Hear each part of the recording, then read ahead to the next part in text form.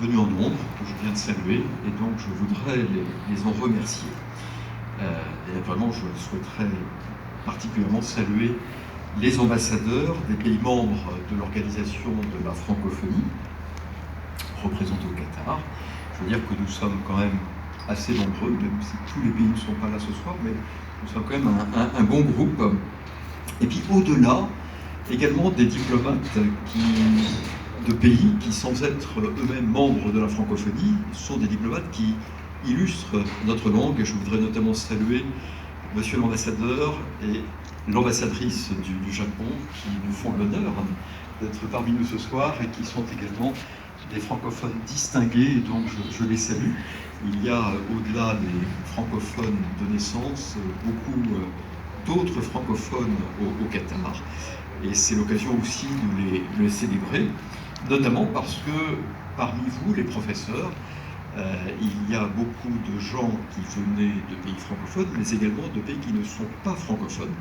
Et je discutais à l'instant avec deux Jordaniens qui ne sont pas francophones de naissance, mais qui illustrent par leur pratique de la langue et par leur engagement dans son enseignement l'universalité de la langue française.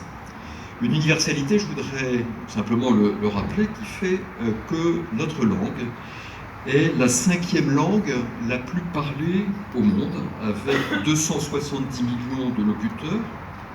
Et au Qatar, nous savons, elle prend une importance croissante, avec probablement quelques 200 000 francophones, et parmi eux, de nombreux résidents venant d'horizons très divers, mais aussi des Qatariens.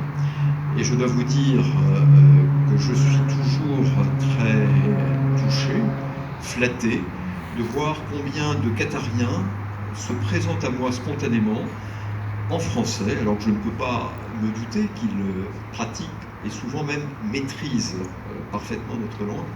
Et je veux dire que c'est très émouvant, c'est un très bel hommage, mais vous savez que le premier hommage que les Qatariens rendent à la langue française, c'est d'abord l'hommage que lui rend le souverain qatarien, cher Tamim, qui parle un français courant.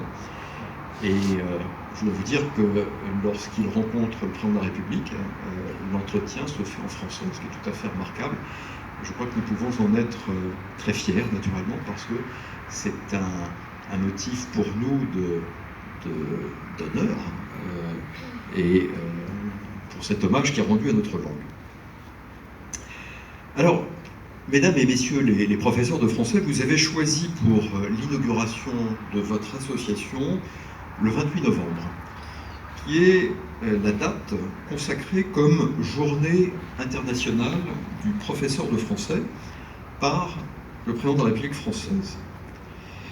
L'objectif de cette journée n'est pas de répéter, de doubler la journée de la francophonie qui se tient, nous le savons tous, le 20 mars, mais de rendre hommage et de donner toutes ces lettres de noblesse au métier de professeur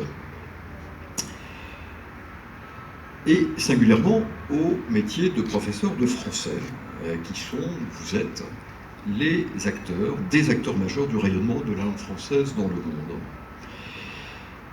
Et vous êtes, ce faisant, vous exercez ici au Qatar dans plus d'une trentaine d'établissements scolaires, ce qui est tout à fait remarquable, universités ou centres de langue. Et vos élèves et étudiants sont aussi bien qatariens qu'originaires de très nombreux pays. Et je le disais dans mon introduction, vous êtes vous-même originaire de beaucoup d'autres pays encore. Je viens de croiser à l'instant des Tunisiens, des Libanais, des Canadiens, des Belges, des Indiens, des Algériens, des Marocains, des Roumains. Et passionné par votre métier et par la langue française, vous jouez un rôle primordial dans le développement de la francophonie du Qatar. Et votre engagement est de la sorte pour nous une grande satisfaction, mais également une grande fierté. Je voudrais au-delà profiter de l'occasion de notre réunion ce soir pour vous dire un mot sur ce que sera l'année prochaine l'année culturelle de la France au Qatar,